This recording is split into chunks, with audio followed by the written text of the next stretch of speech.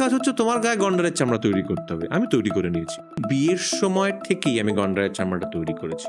বন্ধুর প্রাক্তন স্ত্রীকে বিয়ে, এই একটি সিদ্ধান্তই টলিউড অভিনেতা পরমব্রত চ্যাটার্জিকে ঠেলে দেয় চরম ট্রল, কটাক্ষ ও কুরুচিপূর্ণ আক্রমণের মুখে।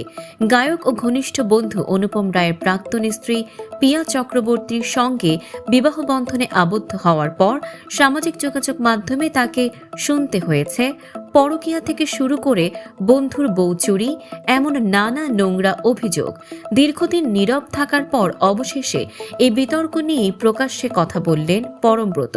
সম্প্রতি একটি পডকাস্টে অতিথি হয়ে অভিনেতা জানান, বিয়ের সময় থেকেই তিনি নিজেকে মানসিকভাবে শক্ত করে নেওয়ার সিদ্ধান্ত নিয়েছিলেন।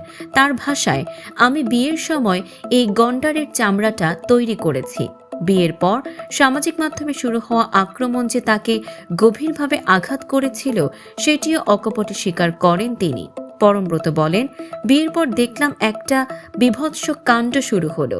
ওইসব কথা 4-5 দিনের জন্য আমাকে বেশ প্রভাবিত করেছিল।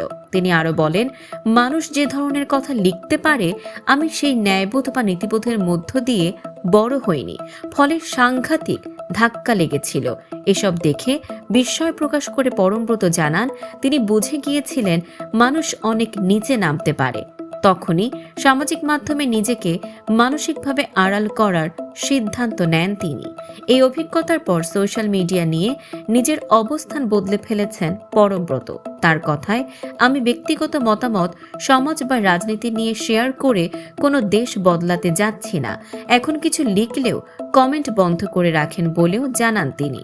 উল্লেখ্য, 2015 সালে অনুপম রায় ও পিয়া চক্রবর্তীর বিয়ে হয়। 2021 সালে বিচ্ছেদের পর পরমব্রতের সঙ্গে পিয়ার সম্পর্ক গড়ে ওঠে। শেষ পর্যন্ত 2023 সালের নভেম্বরে আইনিভাবে বিবাহ বন্ধনে আবদ্ধ হন পরমব্রত ও পিয়া।